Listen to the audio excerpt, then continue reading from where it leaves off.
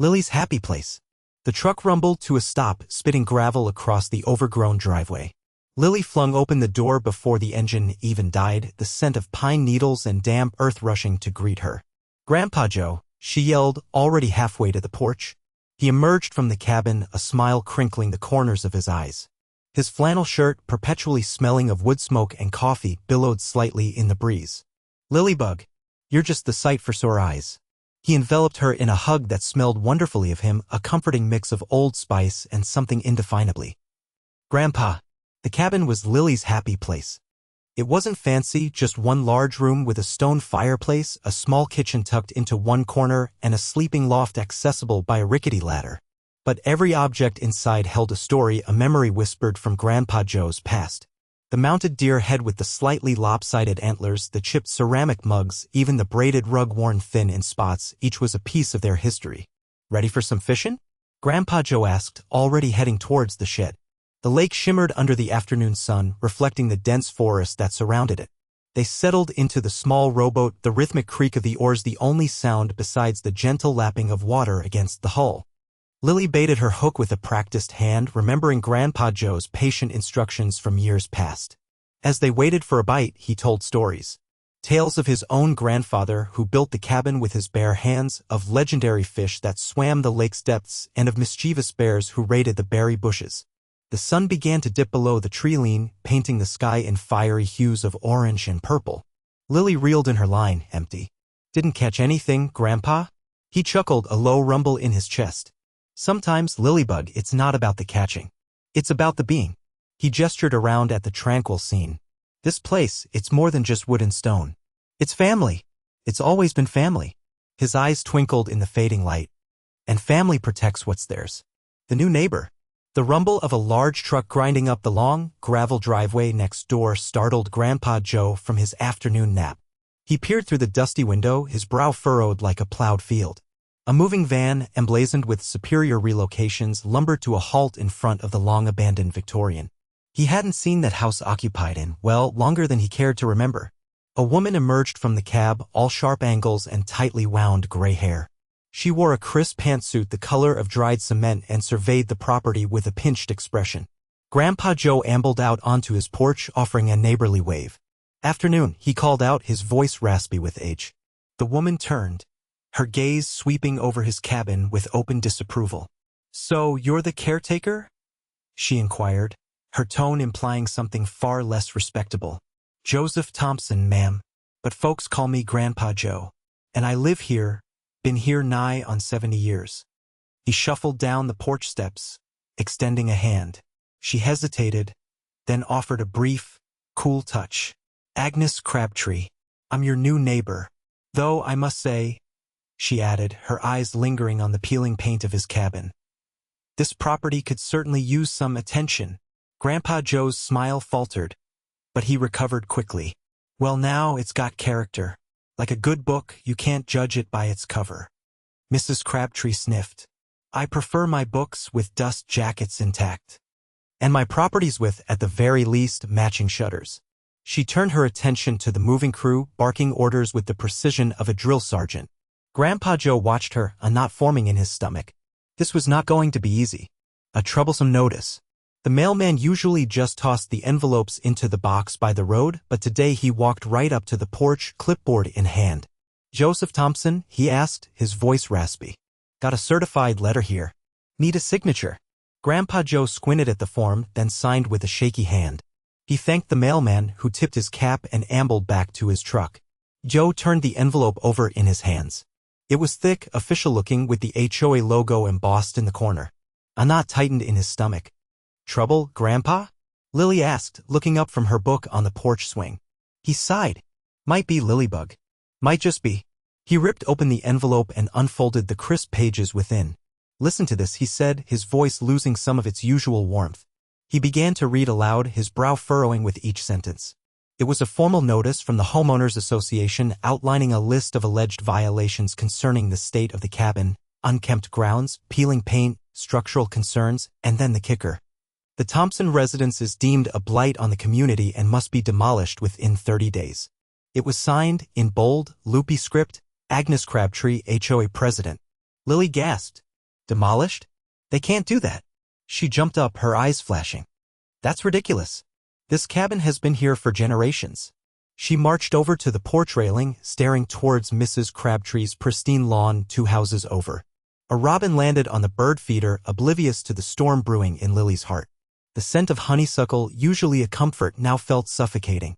30 days, she whispered, her voice trembling. What are we going to do, Grandpa? Echoes of the past. The air in the attic hung thick with dust motes dancing in the weak sunlight. Grandpa Joe pulled a heavy, leather-bound album from a trunk overflowing with forgotten treasures. These, he said, his voice raspy with age and emotion, are the echoes of this place, Lilybug.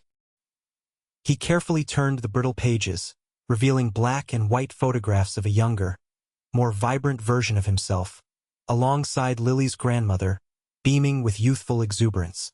Snapshots of family picnics by the lake, Christmas mornings bathed in the warm glow of a crackling fire, and Grandpa Joe, sweat glistening on his brow, hammering away at the very logs that formed the cabin's walls. Your grandma and I, we built this place with our own 2 hands, he explained, tracing the outline of the cabin in one of the photos. Each log, each nail, placed with love and a whole lot of stubborn determination. It wasn't just a cabin, Lily. It was our haven, our sanctuary, a place where we could escape the world and just be us. He pointed to a picture of a much younger Lily, barely able to walk, toddling across the porch. You took your first steps right there. This cabin holds more than just memories, Lily. It holds pieces of our souls. It's the legacy we want to leave for you and your children. Lily reached out and gently touched the photograph, a wave of understanding washing over her. The cabin wasn't just an old building, it was a tangible link to her family's past, a repository of their love and shared experiences. It was worth fighting for. The thought ignited a fierce determination within her. Lily's discovery. Lily hunched over her tablet, the cool glass a stark contrast to her rapidly warming face. Hours she'd spent trawling the internet, wading through legal jargon and bureaucratic swamps. Each dead end fueled her anxiety. The image of bulldozers tearing through the cabin's weathered walls haunted her. There has to be something, she muttered, typing laws protecting historical buildings into the search bar with desperate fingers. Link after link swam before her eyes, local ordinances, national registries, all seemingly useless against the HOA's iron will. Then a promising title, State Preservation Act, protecting our heritage. Her heart leaped. Clicking the link, she devoured the information. It outlined the criteria for historical designation, detailing protections against demolition and irreversible alterations. A flicker of hope ignited within her. Could the cabin qualify? Grandpa Joe's stories echoed in her mind. Generations of Thompsons, births and deaths, laughter and tears woven into the very fabric of the place. It was more than just wood and stone, it was their legacy. She found Grandpa Joe on the porch swing, whittling a piece of wood. Sunlight dappled through the leaves, painting shifting patterns on his face. Grandpa, Lily exclaimed, her voice tight with excitement. I found something. The State Preservation Act. It might protect the cabin. He looked up, his brow furrowed. Preservation Act? What's that, Lilybug? She rushed to his side, tablet in hand. It's a law. It protects buildings with historical significance. I think the cabin might qualify. Unheeded warnings. The floral wallpaper in Mrs. Crabtree's entryway seemed to press in on Lily. Each rose a tiny, accusing eye. Grandpa Joe shuffled nervously behind her, his worn leather shoes silent on the plush carpet. Mrs. Crabtree? Lily called, her voice echoing slightly in the cavernous hall. Agnes Crabtree appeared, a formidable figure in a crisp, navy pantsuit. Her lips were a thin, unforgiving line. Miss Thompson, I assume this concerns the structure on your grandfather's property. Yes, ma'am, Lily said, holding up a copy of the State Preservation Act. I brought this to show you. Our cabin falls under its protection. It's a historical landmark. Mrs. Crabtree snatched the document, barely glancing at it before tossing it onto a nearby table. The sound echoed like a gavel. The association has reviewed your claims. We found no evidence to support them. The structure is dilapidated and an eyesore.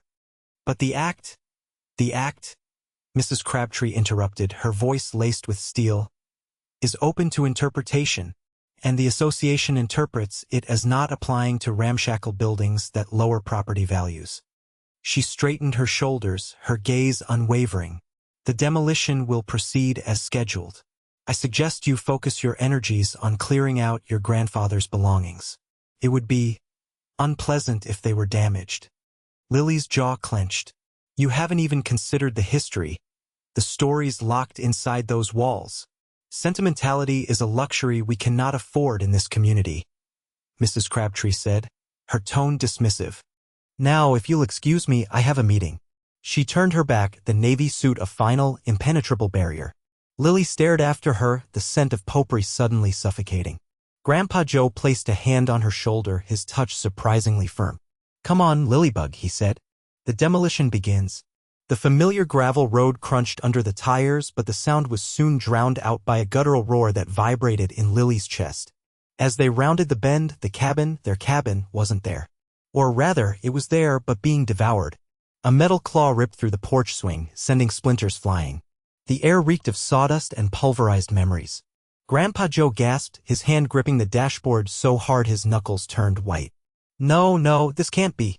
Lily leaped out of the car, her sneakers crunching on shattered wood. A bulldozer, belching black smoke, was tearing into the side wall, exposing the floral wallpaper in the master bedroom like a gaping wound. Lily's breath hitched. Standing a safe distance away, arms crossed, was Agnes Crabtree, a smug expression plastered on her face. Stop! Lily screamed, but her voice was lost in the din.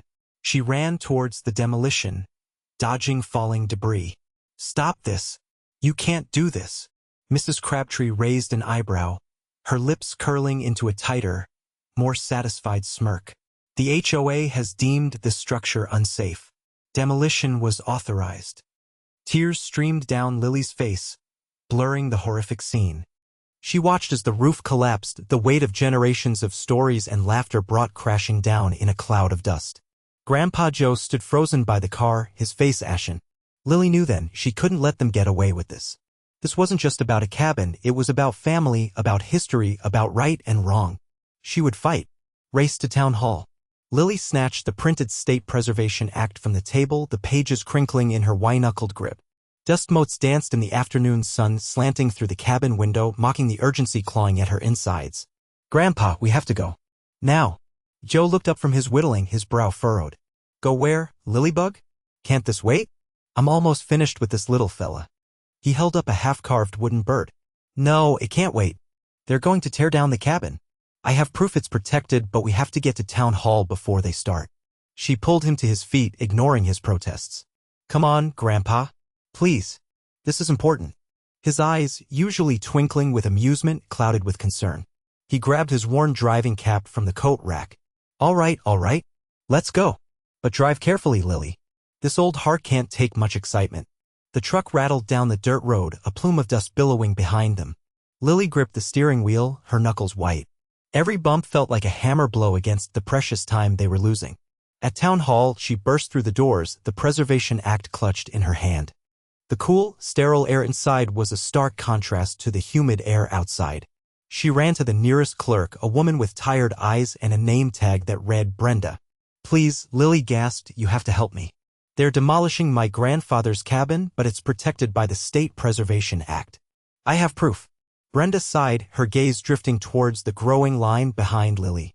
Honey, I just work here. You need to talk to someone in permitting.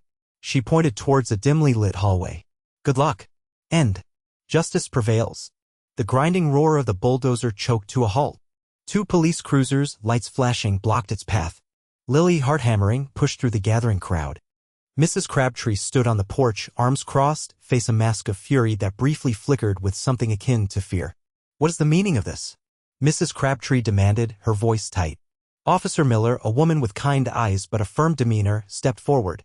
Mrs. Crabtree, we have received reports of unlawful demolition of a protected historical structure.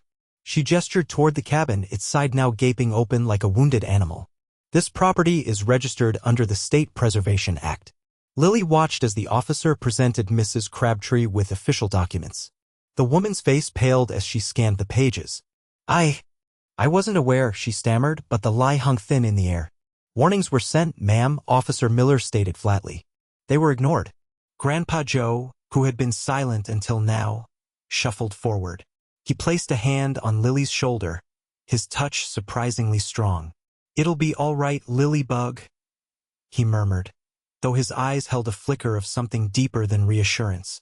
The next morning dawned bright and clear, but instead of the sound of demolition, there was the rhythmic hammering of nails, the whir of saws, and the friendly chatter of neighbors.